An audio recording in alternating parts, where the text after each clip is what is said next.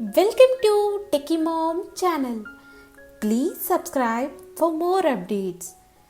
Today we'll learn about what is optional binding and optional chaining in Swift. Let's learn what are optionals, what is force unwrapping, and what is non-coalescing operator. As the name itself says, optional means it contains a value or it can be nil as well. When we go to the specific definition of it, optional represents a wrapped value or nil. Usually, optional means what comes into our mind is the question mark, but when we go to the declaration, it is basically a frozen enum. So, in the short form, we can use the question mark as an optional. In long form, we can directly write optional word with the data type. So let's see what are optionals and non-optionals basically. Let's create a variable which is non-optional and assign a value of string to it. And later again try to assign a nil value. You can see the error, nil can't be assigned to type string. So this is non-optional value where you have declared it as string, so you can't assign nil to it. So let's see what is optional. So I have declared optional val as string variable. So here I can assign both nil value or string value to that respective variable.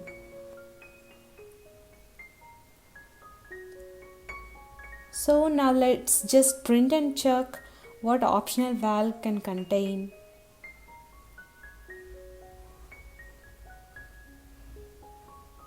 Well, when you print, you can see optional value can contain both nil or the respective data type value. You can see the warning that when you're printing the values, expression coarsely implicated from string to any. So I'm just force unwrapping. Force unwrapping is nothing but the exclamation mark. So when I try to force unwrap the nil value, it got crashed saying unexpectedly found nil while unwrapping an optional value. So force unwrapping we must use in the case where you are sure that it never contains a nil value. Otherwise it will cause the crash. Now let's see how to fix this force unwrapping. Here we are using non-coalescing operator. Non-coalescing operator is nothing but when it contains a value, it prints that, otherwise it prints the default value of it. So here when it contains a nil value, it will print the default value. If it contains the value, it prints the same value. So this is how we'll use non-coalescing operator. Let's see what is optional binding and optional chaining. So here I'm creating a struct person which contains a variable name string which is optional, and another struct which is address which contains a plat number of type int and address of type string. So as you know, in Playground, to print the value properly, we need to extend the protocols of custom string convertible. So I'm doing that to show the output properly. So now I'm creating a person object.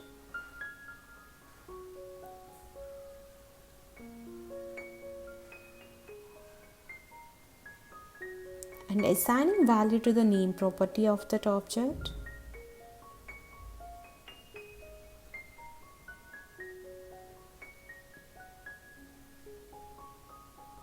Now just let's print and check. Yes, now it contains an optional value. So just to make sure, when it contains a value only, it needs to print the value, otherwise it needs to perform some other operation, we'll be using optional binding. Nothing but here we are using if let username equal to person.name and print username, else go to the next logic. So in this case, person.name Here, if the name variable contains a value, it goes to the if logic, else it goes to the else logic. So as the name parameter contains the value, it goes to the if logic. So I just commented the parameter. Now let's run and check. As I commented the parameter and it's optional, it contains a nil value. So it has printed no name assigned.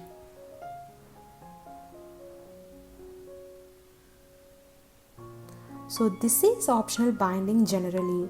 So now let's assign value to the address variable, nothing but the address object in the person. So I'm creating an address which contains both plot number and address values.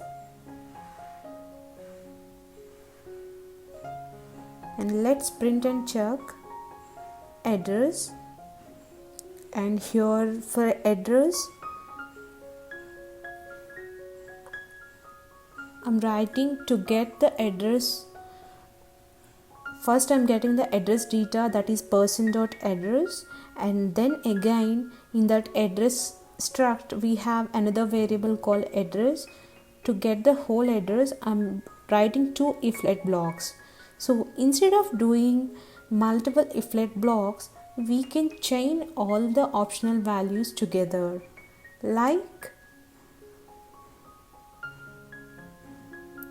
just remove that statement. Using optional chaining, we can directly write person.addressObject.address.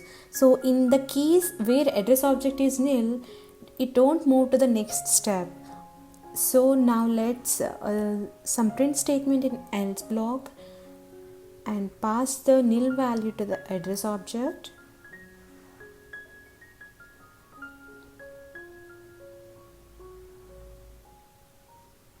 So here address in the address object is nil, so it won't go to the if logic, it moves to the else logic. The same way we have done for the optional binding, only the difference is optional binding we have done for single optional value. Optional chaining is nothing but binding the multiple optional values together. So let's see what is guardlet. So here instead of if-let, I had written guardlet and assigned value to the address, and in else we should write the return variable.